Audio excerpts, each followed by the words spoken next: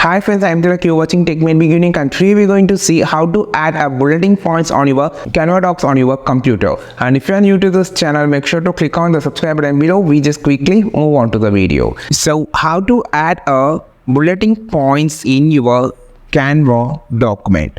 So this is the video today. It's a simple video, it's a short video. So I'm just going to show how it's going to be. So first of all, here I have added 4 points. I just can add a more point like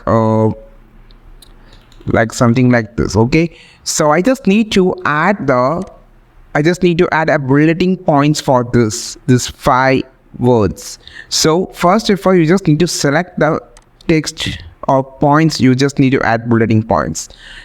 I just need to add a bulleting points up to 4. You just can select this, and then you have the floating toolbar on the top. Here this is called a list. It shows as list. Just click this and it added the bulleting points. If you just need to add for everything, just select it and you can just add bulleting points. This is the way you just add bulleting points on your Canva Docs. I think this video helped you a lot. Like this video, share this video, subscribe this channel. We will meet our next video with a super valuable content. This is Tilak signing off from Tech Made Be Unique. Have a wonderful day.